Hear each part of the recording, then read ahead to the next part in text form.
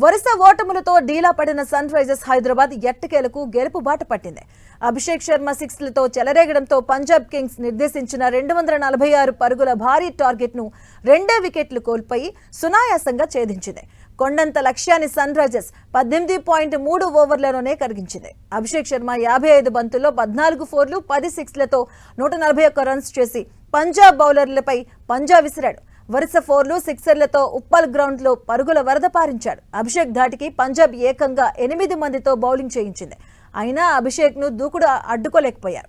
ఇక Travis head half సెంచరీతో రాణించాడు. Classes Ishan Kishan తో కలిసి SRH కు విజయాన్ని అందించాడు. పంజాబ్ బౌలర్లలో చాహల్, అర్షదీప్ ఒక్కో వికెట్ పడగొట్టారు. ఇక అంతకుముందు టాస్ గెలిచి బ్యాటింగ్ ఎంచుకున్న పంజాబ్ 20 ఓవర్లలో 6 వికెట్లు కోల్పోయి 245 పరుగులు చేసింది. కెప్టెన్ శ్రేయస్ అయ్యర్ 82 రన్స్ తో చెలరేగాడు. గత మ్యాచ్ లో సెంచరీ చేసిన ఓపెనర్ ప్రియాంష్ ఆర్య 36 పరుగులు చేశాడు. ఇక క్రీజ్ లో ఉన్నంతసేపు విధ్వంసం సృష్టించాడు. ప్రభ్ సిమ్రన్ సింగ్ కూడా మెరుపులు మెరిపించాడు. చివర్లో స్టైనిస్ దంచుకొట్టాడు. సన్ రైజర్స్ బౌలర్లలో హర్షల్ పటేల్ 4, యషన్ మలింగ 2 వికెట్లు పడగొట్టారు. ఇక ఈ సూపర్ ఇన్నింగ్స్ తో ఈసారి IPL చరిత్రలోనే అత్యధిక స్కోర్ చేసిన భారత ఆటగాడిగా అభిషేక్ శర్మ రికార్డు సృష్టించాడు. KL రాహుల్ 132 రన్స్ తో తర్వాతి స్థానంలో ఉన్నాడు. ఇక IPL చరిత్రలో ఇది రెండో సక్సెస్ఫుల్ రన్ చేస్. ఈ విజయంతో సన్ రైజర్స్ హైదరాబాద్ ఫ్యాన్స్ పండుగ చేసుకుంటున్నారు.